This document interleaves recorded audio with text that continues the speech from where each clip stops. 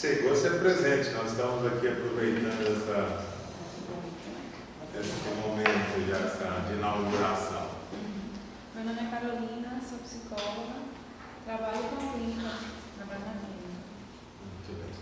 Numa clínica particular, muito bem. Mas tenho interesse nessa área assim, da saúde mental, já estagiei aqui no CETAR. Não tem que justificar, só para a gente só tá. Aqui a gente não pede credencial de ninguém, né? As pessoas chegam, ainda que os estudantes não vêm, a gente fala para eles, olha, a intenção desse programa é ser um programa voltado para os profissionais que atuam em saúde mental, porque de fato não é uma aula, né? Não é uma palestra, né? Aqui a intenção da gente é a gente discutir a clínica que se faz, né, no âmbito do que a gente chama de rede de atenção psicossocial, né?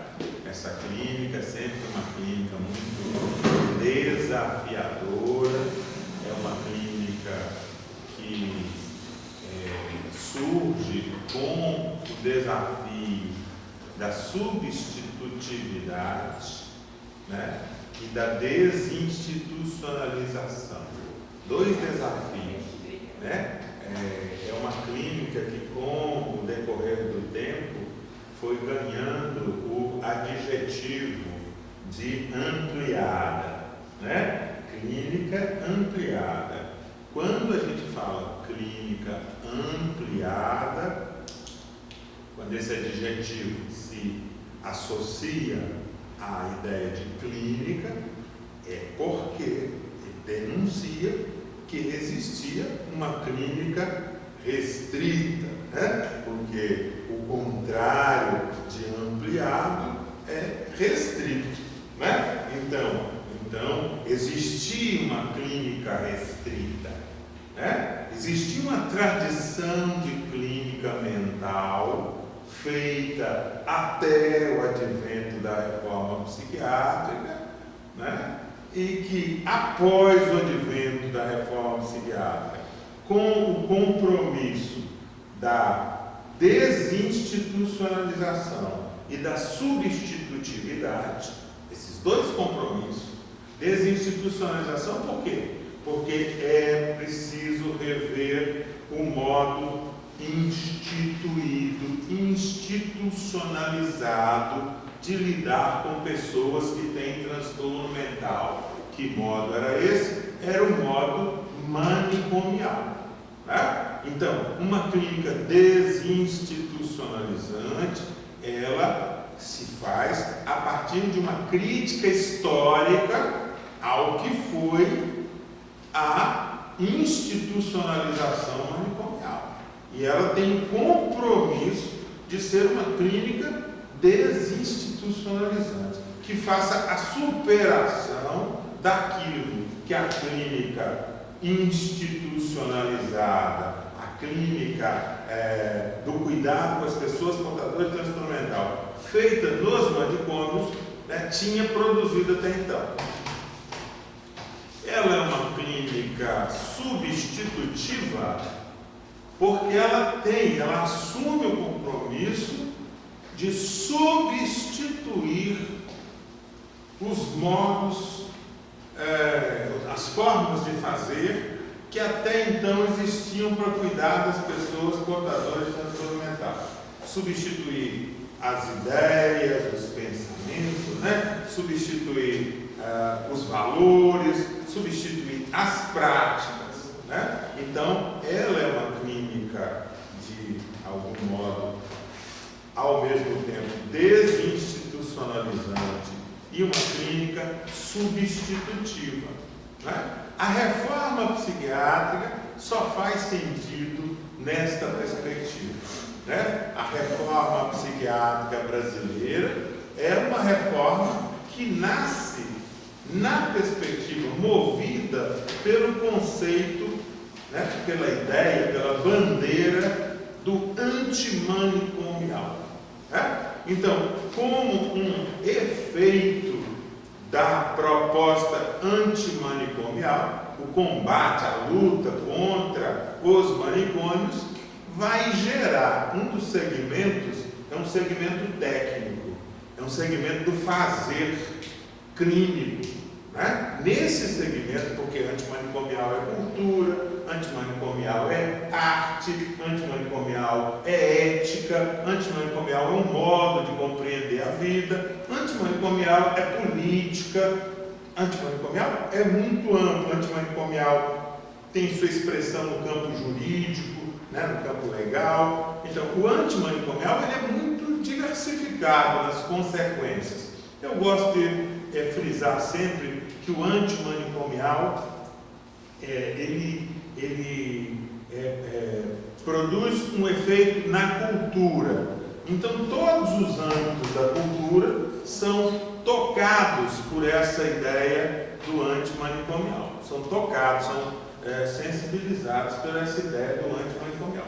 Mas então, um dos segmentos, né, do antimanicomial, que eu chamo às vezes a prova dos 9, né? A prova dos 9, a hora que a porca torce o rabo, né? É a hora que você tem que demonstrar que você é capaz de produzir uma resposta do ponto de vista clínico que seja capaz de ser uma resposta desinstitucionalizante e substitutiva. Então, a clínica que vai se construindo e que a gente chama de clínica ampliada, né, ela é uma revisão sobre o que até então foi feito nos modos de lidar com as pessoas portadoras de transtorno mental. Para quê? Para sim estabelecer a partir daí uma nova prática, novos fazeres, né? É importante também dizer nessa abertura de que esta clínica ampliada, ela não veio para revogar todo o conhecimento que existiu antes dela. Ela não veio revogar o conhecimento que existiu antes dela, mas ela veio suspender as autoridades que esses conhecimentos tinham na praça, né? O conhecimento da psiquiatria, da psicanálise, da psicologia, da enfermagem, do direito, todas essas áreas de conhecimento, né?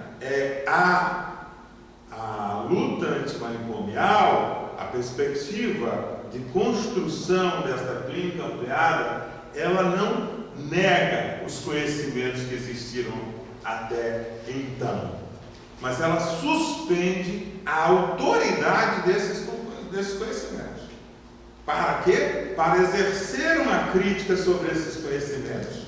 E exercendo uma crítica sobre esses conhecimentos, ver o que é aproveitável desses conhecimentos, ver o que é que tem utilidade nesses conhecimentos, o que é útil da psiquiatria, penso eu, dentro da minha modesta experiência. A fenomenologia, que instrui uma certa leitura psicopatológica, ela parece muito interessante.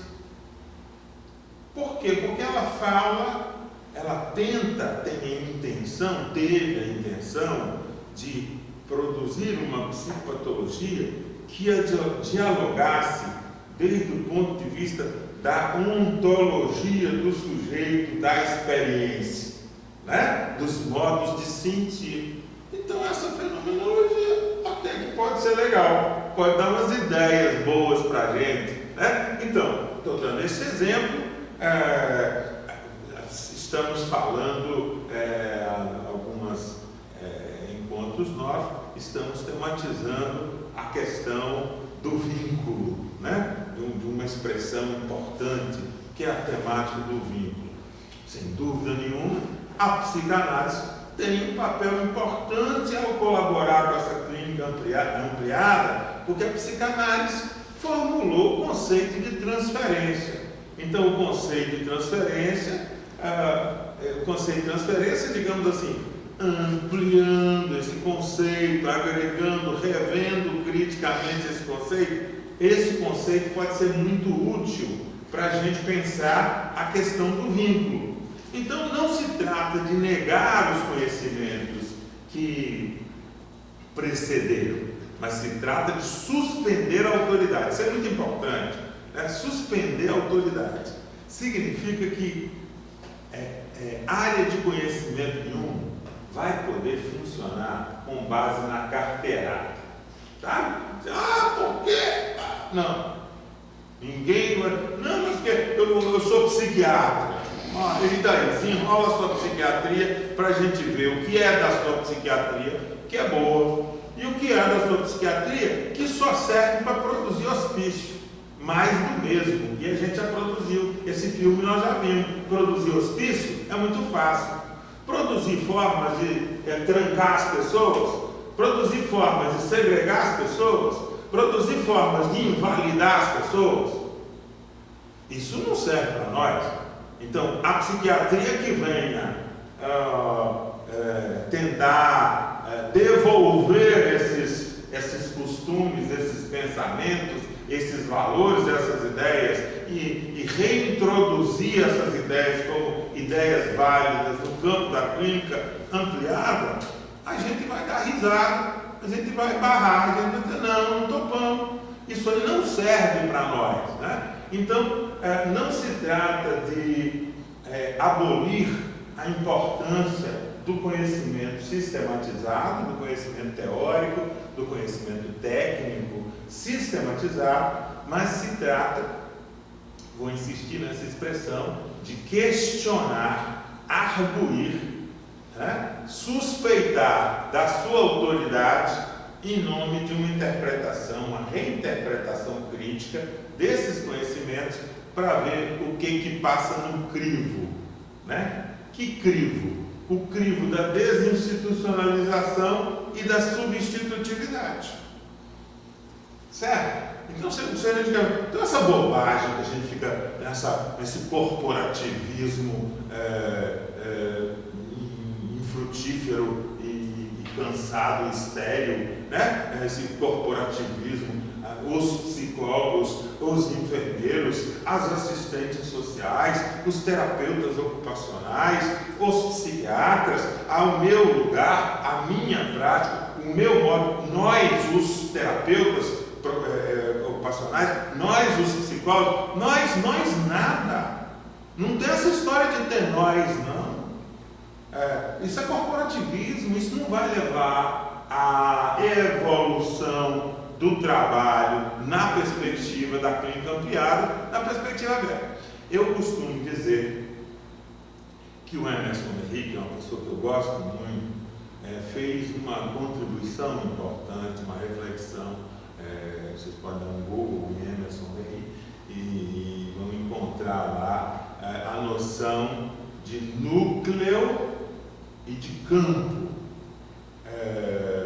O Emerson Henrique, querendo nos dizer desta clínica ampliada, né, dessa nova forma de conviver das profissionalidades em um campo comum, em uma perspectiva da multiprofissionalidade, equipes multiprofissionais de saúde mental. Essa é uma novidade do processo da reforma.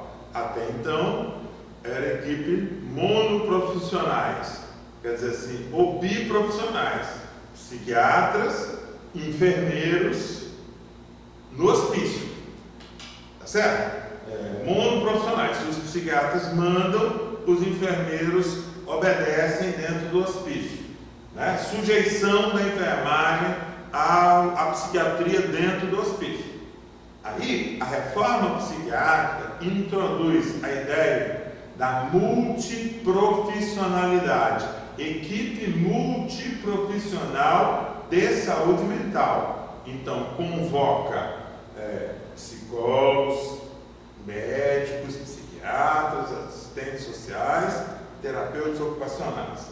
depois amplia, convoca também profissionais das ciências sociais, amplia, convoca profissionais da área da educação física, em algumas experiências aí até convocam inclusive um profissional que não é nem profissional de nível superior, mas cria novas categorias, em alguns lugares a categoria de oficineiro, que é uma pessoa que não tem uma formação universitária, ou às vezes tem, às vezes são pessoas...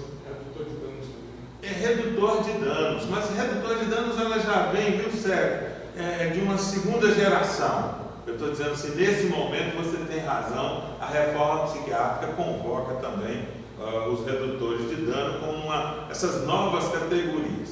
Mas isso tudo é para dizer do conceito de equipe multiprofissional, né? Que é essa ideia de que não vai ser mais o domínio de uma profissão, mas vão ser várias profissionais.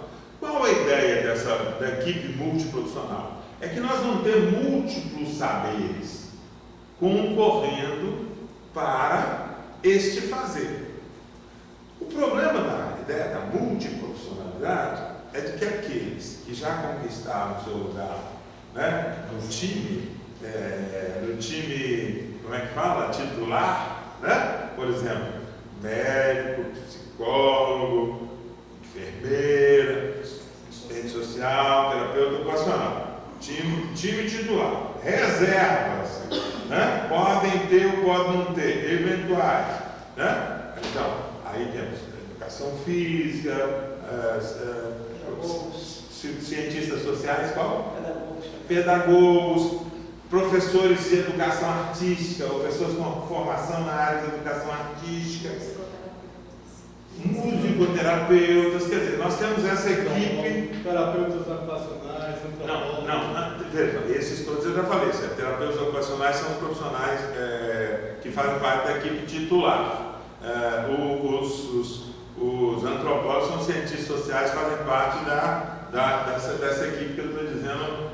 Por que eu estou brincando com essa metáfora de titulares, né? É para dizer que, assim, tem certas coisas que a clínica ampliada trouxe para a ideia da equipe multiprofissional. Algumas são saberes e fazeres que tinham alguma tradição no campo, né? Tradição nem sempre boa. Tradição não quer dizer boa coisa, né? Terapia ocupacional nasceu dentro do hospício.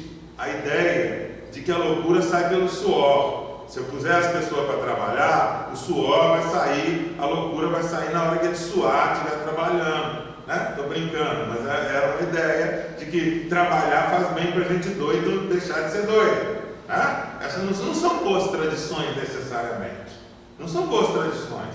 A tradição da psiquiatria é a tradição madrinha de que para tratar de alguém tem que trancar, fechar, excluir e da convivência social. Essa é a única forma de tratar das pessoas. Então não quer dizer que o fato de que essas profissões tenham mais tradição no campo da equipe multiprofissional, não quer dizer que a tradição dela toda seja boa, mas antiguidade é posto, né? No exército pelo menos funciona assim. Antiguidade é posto, né? Os que têm posição. Então, nesse sentido, essa parte da equipe que eu brinquei aqui chamando de titular, ela se sente mais dona. Por quê? Porque ela tem mais tradição. Mas essa tradição não tem necessariamente a ver com capacidade, competência ou com contribuição que efetivamente, desde as suas áreas profissionais, desde as suas áreas do conhecimento teórico das suas profissões, e tenham feito contribuições muito significativas e sistemáticas para a clínica ampliada. Então é interessante isso, porque é o fato de que elas se sintam mais titulares, mais donas assim da bola, né? Do que os outros que estão entrando. Os outros que estão entrando, quem está entrando sempre entra com mais humildade, tateando, não sei, estou entrando, não sei se eu posso dar um palpite, não me sinto seguro. Né? O monopólio da conversa, a tradição da conversa da equipe multiprofissional é sempre no dialeto. E nesse dialeto, gosto sempre de acentuar, nesse dialeto, o psiquiatrês, através do conhecimento principalmente da nosografia psiquiátrica, né? O psicologuês e o psicanalitiquês, né? Psicanalitiquês também tem muito moral, né? O enfermeirês tem alguma moral, o terapeuta ocupacionês também tem alguma moral. Quer dizer assim, por quê? Porque são profissões que se estruturaram dentro de tradições dentro do campo da saúde e que dentro do campo da psiquiatria, particularmente no campo do que veio a chamar da saúde mental, elas foram beneficiadas por esse reconhecimento. Por outro lado, os que estão entrando, muitas vezes querem entrar, querem contribuir, encontram como obstáculo a forma como os que estavam já estabelecidos se sentem donos da bola, né? Então, você que é da área de educação física, não é isso? Você deve sentir isso. Quer dizer, tem um discurso, tem um código, e você que está em falta disso. Quer dizer, para você fazer parte dessa equipe, você tem que aprender o que eu sei. O que eu sei é porque eu sou psicólogo ou até psiquiatra, você teria que aprender um pouco disso que nós sabemos. Então, o que é que você sabe de psicopatologia? Não sabe nada? Coitado. O que é que você sabe de psicofarmacologia? Não sabe nada? Coitado.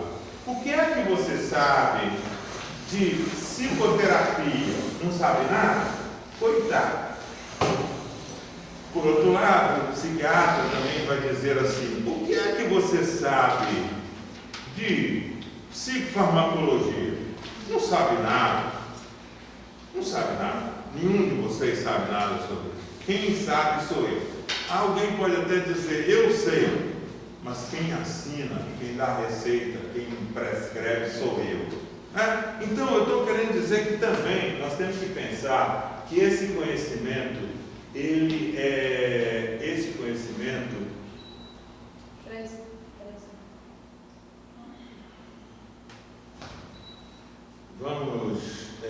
nós temos que pensar que esse conhecimento, ele funciona também como uma forma de tráfico de poder político dentro das equipes. Assim, entram novos profissionais, mas esses novos profissionais não têm tido, é uma mescla. Também, quem que inventou isso de que o que vai salvar os loucos do hospício é que a gente junte profissionais de várias categorias profissionais, né? Eu costumo falar que a equipe multiprofissional, ela pode ser uma armadilha que captura os imaginários do que delas participam. Imaginários sobre saber, sobre poder, né? Imaginários que não tem nada a ver com a eficácia, com a efetividade da participação de um determinado profissional na equipe multiprofissional. Assim estou dizendo, existem equipes multiprofissionais que o psiquiatra não faria falta nenhuma, que o psicólogo, a psicóloga não faria falta nenhuma, que a enfermeira não faria falta nenhuma. Tem um tanto de gente que está trabalhando na saúde mental que não faria falta nenhuma, sobre nenhum aspecto faria falta. Não faria falta nem pelo aspecto do seu seu cabedal de conhecimentos, não faria falta pela sua dificuldade de operacionalizar qualquer coisa de útil e significativo relativo à proposta de uma clínica ampliada, e não faria falta, inclusive, porque é um ser humano, às vezes, muito desprezível. Porque está trabalhando na equipe de saúde mental, eu tenho chancela de que é alguém, gente muito mentalmente, muito pouco avalizável, gente muito sintomática, gente produzindo sintoma, fazendo parte da equipe, né? Então, essas coisas todas, elas existem, né? Então, a gente fala, às vezes, da dificuldade. A dificuldade, às vezes, é que a equipe multiprofissional é uma armadilha. Os trabalhadores de saúde mental, nós precisamos de ter coragem de arguir o fetiche da equipe multiprofissional. Nós temos que ter coragem de arguir o fetiche de juntar gente a partir de competências chanceladas e designadas pelo currículo ou pelo diploma ou pela chancela universitária, né? Então nós precisamos de pensar que a configuração do processo de trabalho em saúde mental precisa ser arguída. Essa ideia de que nós somos agora siameses, que todo lugar tem que ter psiquiatra, sabe por que tem que ser psiquiatra? Porque só ele prescreve. Então, a ideia de que toda a equipe de saúde mental não pode ter uma equipe de saúde mental sem psiquiatra, é porque só ele prescreve. Se a gente quiser fazer uma saúde mental que tenha o apoio das drogas, nós não podemos fazer um trabalho de saúde mental que tenha apoio das drogas, nós não podemos fazer sem a presença de um psiquiatra. Porque legalmente só ele tem autorização para prescrever. Mas tirando isso, que se chama de prerrogativa, né? As profissões chamam assim, né? É uma prerrogativa da profissão, né? Mas tirando essa prerrogativa, que é a prerrogativa médica da prescrição, nenhum outro dos tradicionais na equipe de saúde mental e dos novos que estão querendo entrar para a equipe de saúde mental fazem falta a priori. São áreas que são imprescindíveis a priori. De que se eles não tiverem... Não é porque o personagem é tomado a profissão, aquilo que a profissão apresenta como sua face pública, aquilo que a escola de enfermagem produz como enfermeiro, aquilo que a faculdade de psicologia produz como psicólogo, aquilo que a escola de serviço social, sempre, gente, tudo que eu estou falando, salvas e honrosas exceções. Então, estou falando assim, aquilo que a maior parte das escolas tem produzido como enfermeiro, como psicólogo, como assistente social, como terapeuta ocupacional, como educador físico, como antropólogo, não oferece a prioristicamente nenhuma garantia que a presença de alguém que saiu desta formação é imprescindível para a equipe multiprofissional funcionar, sobretudo se a equipe multiprofissional estiver comprometida com a produção de uma clínica que, seguindo o princípio da reforma psiquiátrica antimanicomial, seja desinstitucionalizante e seja capaz de substituir ao manicômio. Então, dito isso, né, que é uma fala, que eu sei que estou falando coisas aqui duras, mas era porque eu acho que nós só vamos conseguir avançar se a gente for capaz de superar o que é ficção. né? A reforma psiquiátrica precisa ser desinstitucionalizada. Essa reflexão que estou fazendo sobre a equipe multiprofissional de saúde mental e a reforma psiquiátrica, eu acho que é uma reflexão desinstitucionalizante. Ou seja, não estou comendo reggae de cartório nenhum, de chancela universitária do MEC, de direitos adquiridos pela Constituição Federal. Não posso negar nada disso, mas não estou comendo reggae de nada disso. Não estou dizendo, não estou aceitando essas verdades ficcionais, os artigos que ajudam a manter equipes e serviços que não são capazes de produzir o que deviam produzir. E não são capazes muitas vezes, porque, como comecei a reflexão sobre as equipes multiprofissionais em saúde mental, a minha hipótese é de que nós estamos diante de uma armadilha, de uma arapuca, né? E se a gente quiser fazer uma reflexão para avançar a reforma psiquiátrica, para desinstitucionalizar a reforma psiquiátrica, nós temos que pôr os dedos na ferida, ou os pingos nos is, né? Nós temos que arguir isso, dizer, alguém quer contestar, alguém quer justificar para mim que é imprescindível, que tem coisas que são essenciais, que a história garantiu, enfim, que as pessoas queiram apresentar justificativas para contraditar o que eu estou propondo como reflexão aqui. É isso, é para isso que a gente faz esse momento aqui. É para a gente exatamente exercitar um pensamento que seja útil para esse negócio andar. Porque o nosso grande problema, o meu grande problema, o seu de vocês, o meu grande problema é de que os doidos viviam trancados em hospícios. E ainda vivem. E muitos ainda vivem, né, Renata? Muito bem, muitos ainda vivem. Muitos de nós, os mais antigos, e muitos dos mais novos, e vejo vários aqui, os reconheço nesse lugar, né, vem, de certa forma, pelejando, né,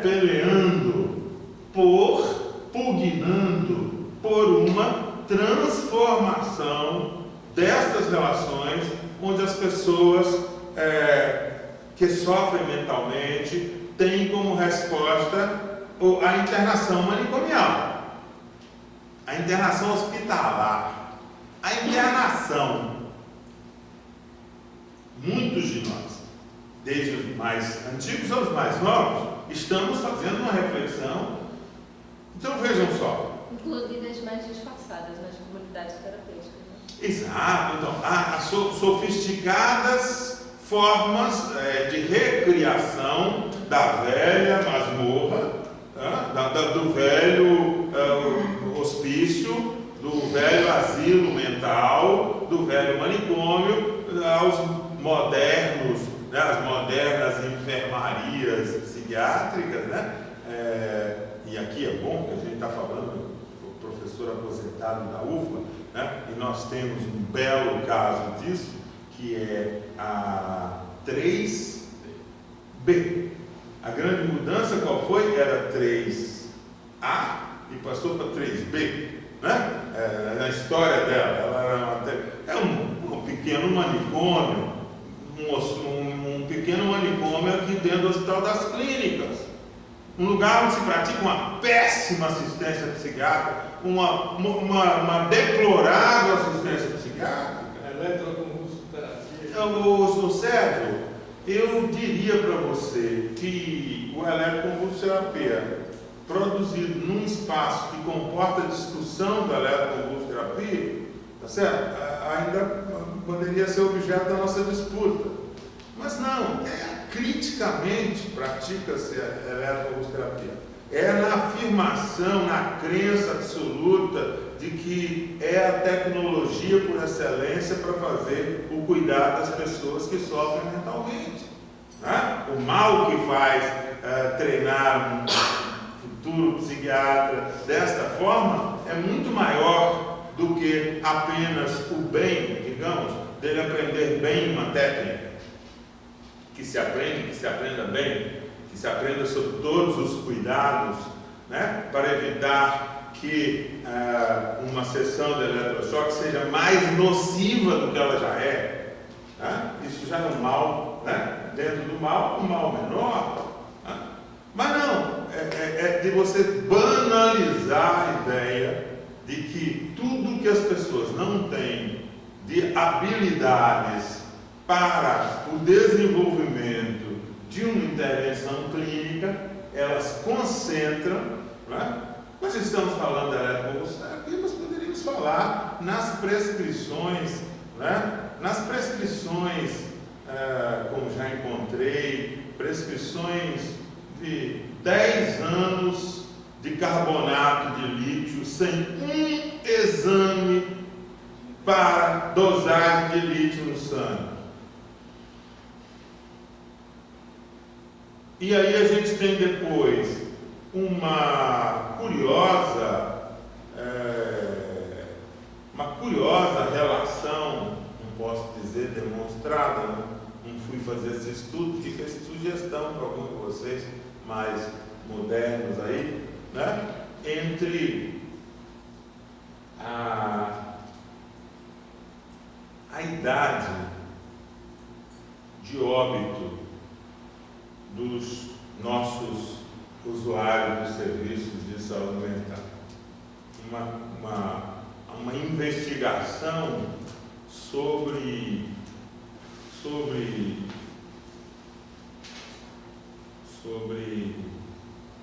a expectativa de vida de usuários de serviços de saúde mental. A expectativa de vida de consumidores de antipsicotizantes, anticonvulsivantes, né? E a expectativa de vida deste grupo populacional. Fica aí uma sugestão para os epidemiologistas e que investiguem a minha relação empírica com o campo. Ela me informa com muito susto, né, daqueles que têm, sobretudo da geração que viveu os hospícios, essa geração que viveu os hospícios, né, que ela tem uma faixa de mortalidade aí por volta dos 50 anos, às vezes não chegando a isso. Morrem muito jovens os que fazem usos continuados de medicações psiquiátricas e psicofármacos prescritos muitas vezes sem regulações. Todos nós sabemos, é só pegar o prontuário dos nossos pacientes, que os esquemas de medicação são, assim, alguns são escalafobéticos, não é? Eu dou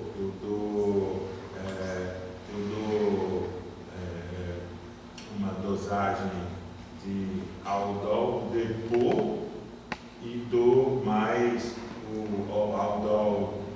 Hoje, né, a prerrogativa para a manipulação de um dos campos farmacológicos mais simples de toda a medicina, dos mais rudimentares de toda a medicina. Rudimentares, se a gente leva em consideração um número de substâncias e as interações entre essas substâncias, as combinações entre essas substâncias. Nós vamos ver que o repertório é bastante simples. Eu diria até que qualquer sujeito de inteligência mediana pode manejar esse conhecimento com destreza, com treinamento de 4, 5 meses, né? Quer dizer, assim, é um treinamento relativamente simples.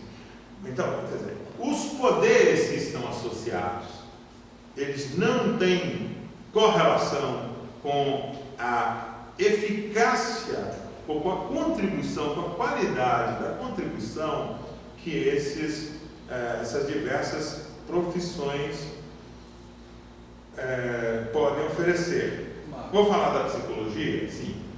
antes de você falar da psicologia, eu fico curioso porque no início o doido ele ficava refém do profissional médico e que fazia as prescrições, e daí o cuidado em saúde era unicamente reservado a esse profissional. Hoje as equipes multi, né? Eu fiquei interrogando, assim, me questionando. Me parecia que fora da equipe multiprofissional não haveria salvação. Está me dizendo agora que a equipe multiprofissional pode ser o Arapuca. Tá. Veja só. Então vamos no começo. Originalmente,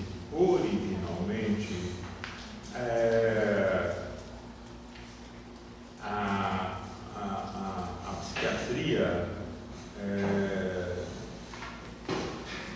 produziu como máquina de tratamento o hospício. O hospício era a máquina de tratamento, era a tecnologia de tratamento. O tratamento era ficar internado no hospício. No hospício se fazia coisas, mas essas coisas eram feitas, eu já citei aqui a terapia ocupacional e sua condição originária, como fazer no âmbito dos hospícios, através da ideia da laboterapia. A laboterapia, aí dos hospícios, aí depois passaram também para a ressocialização no âmbito dos presídios. Quer dizer, se eu tenho gente amontoada e fechada num lugar, é melhor arranjar alguma coisa para essa gente fazer, uma ocupação. Então a ideia de ocupar as pessoas é uma condição que ela faz muito sentido numa ideologia do capitalismo, ao qual todos os que nascem não são donos dos meios de produção, estão condenados a vender a sua força de trabalho. Então, na sociedade, onde vender a força de trabalho é a condição de ser uma pessoa digna, de fazer parte, ser capaz de trocar, de comprar e vender, então a ideia do trabalho nos hospícios, ela tem uma origem muito suspeita. Então, as profissões, elas têm origem suspeita. A enfermagem psiquiátrica, a enfermagem psiquiátrica talvez até merecesse um capítulo mais interessante, porque dizem, é verdade, Pinel colocou os loucos todos lá dentro, fechados dentro do hospício, disse, isso aqui agora é um hospital.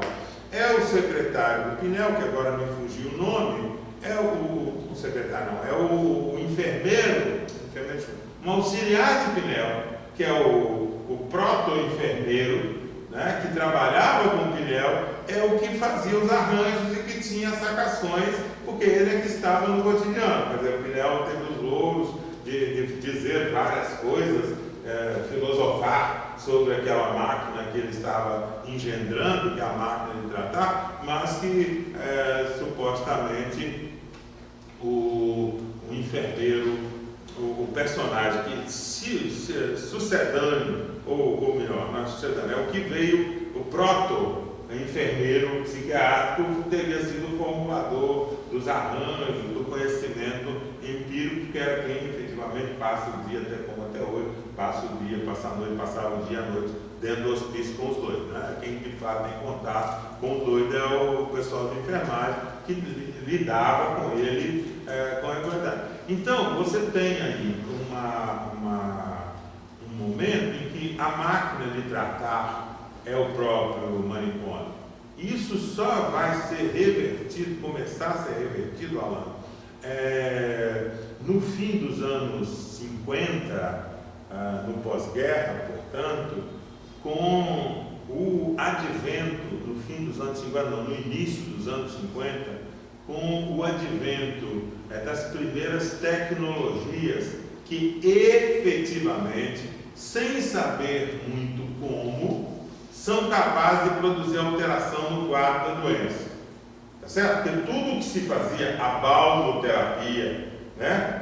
Vocês veem imagens fantásticas, tem no Google, balneoterapia ou banho-terapia, que são máquinas de tomar banho, né? Máquinas que passam girando e o sujeito, numa das giradas, ele enfia a cabeça dentro d'água, né? Outras que amarra ele, enfim, os banhos para descolar a pele, um experimento para descolar a pele, deixa o sujeito de banho tanto tempo que a pele começa a descolar, tudo experimentações, né? A caixa tem R$20. Não, aí já não nessa pegada, não na pegada, aí já é uma outra coisa, sério, não nessa pegada. Efetivamente são tentativas que hoje nos parecem muito estranhas, muito exóticas, mas que eram tentativas de tratar. Mas só no fim dos anos 40, início dos anos 50, é que as duas tecnologias inaugurais com o poder de produzir interferência, é quando a psiquiatria vai poder começar a se sentir uma medicina.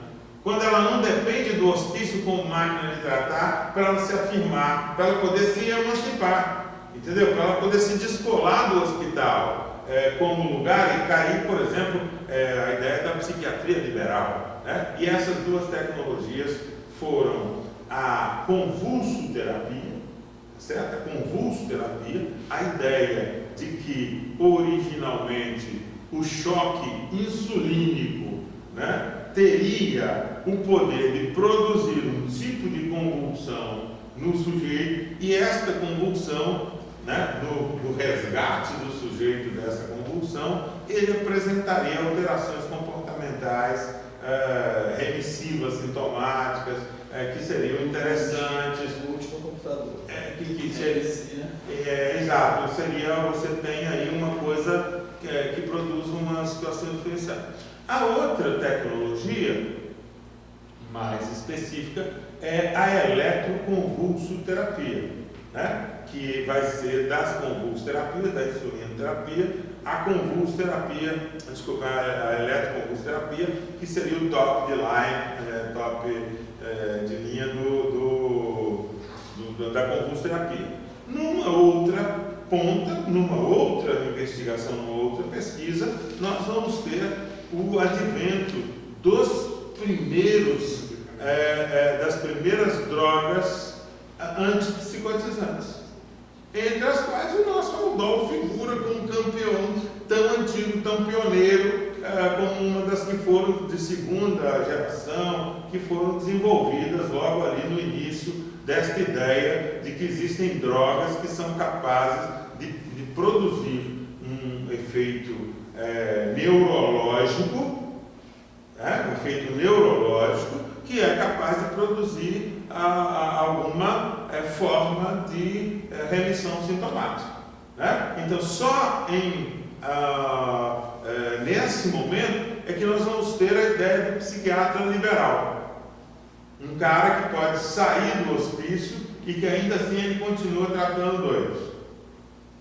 Tá? Para essa história ficar justa, tem que se dizer que nos fins do século XIX, né, em Viena, um cidadão, também neurologista, está fazendo investigação com os portadores, com os internos nos hospícios, né? Esse cidadão é o Sigmund Freud, que vai, numa pesquisa muito particular, produzir um achego importante, fundando um outro campo, que é o campo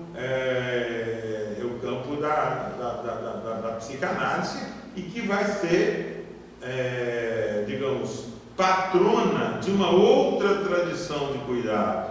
Mantém com a psiquiatria a ideia de que é um especialista, mas questiona Freud se o especialista dele, né, é um especialista que não pode já estar servindo a nenhuma igreja, nem a igreja ponto de vista de instituição religiosa, que é aquele debate dele com Pfister, que queria instrumentalizar a psicanálise na igreja protestante lá que ele fazia parte. E ele diz: eu suspeito, mas suspeito também da medicina. Suspeito que a medicina também